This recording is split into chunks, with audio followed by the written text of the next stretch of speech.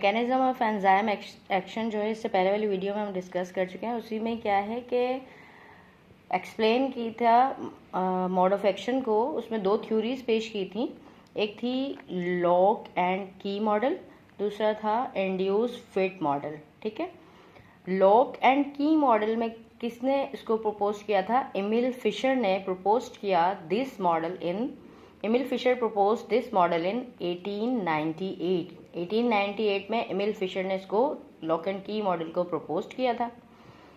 इसका कहना था कि as a specific key open specific lock, यानी कि स्पेसिफिक की ही स्पेसिफिक लॉक को खोल सकती है। उसी तरीके से स्पेसिफिक एंजाइम में स्पेसिफिक सबस्ट्रेट जो है वो लग सकता है, तभी जाके वो फंक्शन करेगा। वो था उसका lock and key model. Rigid structure होता है, रिजिड शेप होता है, शेप परमानेंट अनचेंज, उसकी जो शेप है वो परमानेंट होती है, चेंज नहीं हो सकती। नो मॉडिफिकेशन, कोई किसी तरीके से उसके अंदर तब्दीली नहीं हो सकती, चेंजेस नहीं हो सकते, और ना ही उसमें क्या होता है, और फ्लेक्सिबिलिटी, ना ही ये क्या होता है, फ्लेक्सिबल होता है। इसकी एग्जाम्पल में अमाइलेज है, पेप्सिन है और लाइपेज है। किसमें? लॉक एंड की मॉडल में।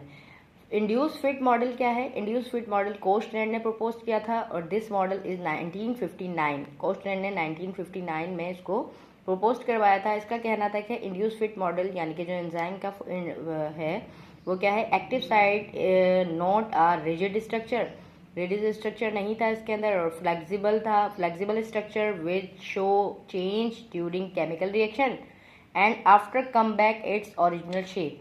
यानी कि इसमें बताया कि क्या है, फ्लेक्सिबल स्ट्रक्चर है और ये चेंजेस शो करवाता है किसमें, केमिकल रिएक्शन के दौरान, और वापस से अपनी शेप को जो है वो ओरिजिनल शेप में कन्वर्ट कर लेता है। इसका लिखा है क्या है, इसका फोर्थ पॉइंट के मॉडिफिकेशन एंड फ्लेक्सिबल, इसके अंदर चेंजेस भी होते हैं और ये क्या है, फ्लेक्सिबल भी है। इसकी एग्जाम्पल में यहाँ पे कौन सा एंजाइम दिया हुआ है, कार्बोनिल एनहाइड्रेज एंजाइम इसकी एग्जाम्पल में दिया हुआ है।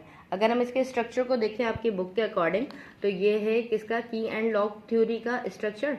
ये देखें, जिस तरीके से एंजाइम है, एक पर्टिकुलर एंजाइम पे पर्टिकुलर सबस्ट्रेट आके अटैच्ड होगा और ये जब प्रोडक्ट बन जाएगा तो ये अपनी शेप सेम जैसी शेप थी उसको चेंज नहीं करेगा। ठीक है, जैसे हम लॉक की एग्जाम्पल देते हैं, लॉक को हम प्रेस नहीं कर सकते हम, और लॉक हमेशा एक पर्टिकुलर की के साथ ही जो उसकी मखसूस चाबी होती है उससे ही खुलता है। उसी तरीके से इसके अंदर भी वही मखसूस एंजाइम्स लगेंगे तब जाके ये अपना फंक्शन परफॉर्म करेगा। उसमें मैंने आपको एग्जांपल बताई है, कौन सी एग्जांपल है इसमें, अमाइलेज है, पेप्सिन है और लाइपेज एंजाइम्स। ऐसा फंक्शन होता है जिनका की और लॉक थ्योरी ये पेश की थी एमिल फिशर ने।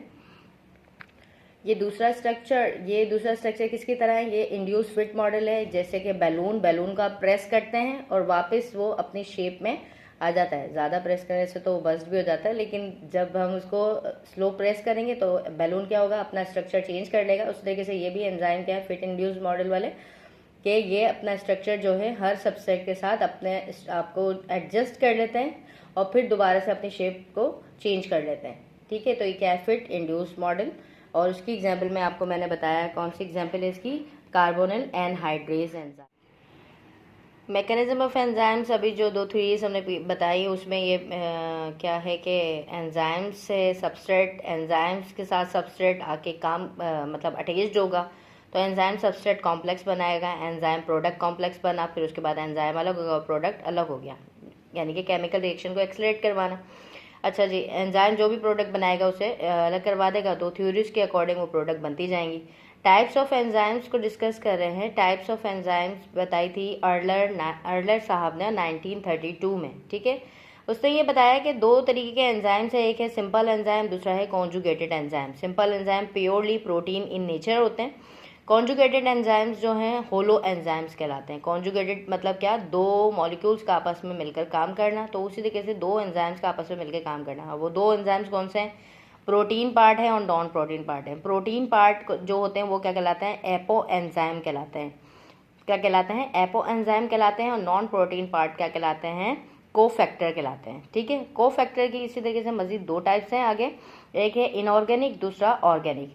इनऑर्गेनिक के अंदर मेटल आयंस आ जाते हैं, या मेटल आयंस सोडियम है, मैग्नीशियम है, जिंक है, हम इसको कहते हैं मेटेलिक एक्टिवेटर। वही एंजाइम्स को एक्सेलरेट करवाने के लिए उसको तेज़ करवाने के लिए, उसको रिएक्शन को जो है केमिकल रिएक्शन को फास्ट करवाने के लिए किसी न किसी एक्टिवेटर की तो ज़रूरत है ना। तो वो मेटेलिक आयंस मतलब के वो कौन से होते हैं, यही क्या करा रहे हैं, इनऑर्गेनिक में आ रहे हैं और वो किससे से रिलेट कर रहे हैं, कोफैक्टर से रिलेट कर रहे हैं। उस तरीके से ऑर्गेनिक आयंस मतलब अगर हम ऑर्गेनिक की बात करें तो इसमें क्या है, कोएंजाइम्स है और प्रोस्थेटिक ग्रुप है। कोएंजाइम्स और प्रोस्थेटिक ग्रुप। कोएंजाइम्स क्या है, those cofactor which loosely bounded with enzyme. Enzyme के साथ जो लूजली अटैच्ड होते हैं वो क्या कहलाते हैं, कोएंजाइम्स। और प्रोस्थेटिक ग्रुप क्या है, those cofactor which covalently bounded या टाइटली बाउंडेड विद एंजाइम्स। वो मोस्टली ऑर्गेनिक होते हैं, ठीक है। और ये क्या होते हैं, मोस्टली विटामिन है, NAD, ATP, FAD। ये तमाम NAD, ATP, FAD को हम न्यूक्लिक एसिड के अंदर डिस्कस कर चुके हैं कि ये क्या होते हैं। तो ये तमाम जो है वो कोएंजाइम्स हैं। ये याद रखेंगे कि हम के जो जितने भी कोएंजाइम्स हैं वो लूजली अटैच्ड होते हैं एंजाइम के साथ, और प्रोस्थेटिक ग्रुप जितने भी हैं वो क्या होते हैं, टाइटली अटैच होते हैं। एपो एंजाइम और होलो एंजाइम की थोड़ी सी डेफिनेशन को हम देखें कि एपो एंजाइम क्या है। एपो एंजाइम्स क्या है, इनएक्टिव एंजाइम है। It is consist by only polypeptide chain. Example में आ जाता है पेप्सिनोजिन, ठीक है। पेप्सिनोजिन जो है वो पेप्सिन की इनएक्टिव फॉर्म है, यानी कि नॉन फंक्शनल है। ये फंक्शनल नहीं कर सकती, नॉन फंक्शनल है। और जब ये मिलती है किस, यानी कि ये काम करती है किसके साथ, होलो एंजाइम के साथ। होलो एंजाइम मतलब कि दो या कॉन्जुगेटेड एंजाइम जो भी हमने डिस्कस किए, तो फिर उसके साथ काम करती है तो फिर क्या हो जाती है, एक्टिव हो जाती है। और ये क्या करती हैं, प्रोटीन को डाइजेस्ट करवाती है, ठीक है, प्रोटीन को तोड़ने का काम करती है। एक्टिव एंजाइम है holo enzyme. It is consist by polypeptide chain and cofactor. उसमें क्या कहला रहे हैं, नॉन प्रोटीन। कोफैक्टर क्या है, नॉन प्रोटीन है। ये क्या है, टोटली प्रोटीन है एपो एंजाइम, और नॉन प्रोटीन के साथ मिलकर अपना फंक्शन करेगा। तो अब जाके क्या कहलाएंगे, कॉन्जुगेटेड एंजाइम्स कहलाएंगे। और इसके एग्जाम्पल में आ जाता है पेप्सिन। पेप्सिन एक्टिव एंजाइम है और पेप्सिनोजिन नॉन एक्टिव एंजाइम या इनएक्टिव एंजाइम हम इसको कहते हैं। ये जो है हमारी टाइप्स कंप्लीट होती है। इंशाल्लाह नेक्स्ट वीडियो में आपके साथ डिस्कस करेंगे इसका नेक्स्ट टॉपिक। अल्लाह हाफिज़।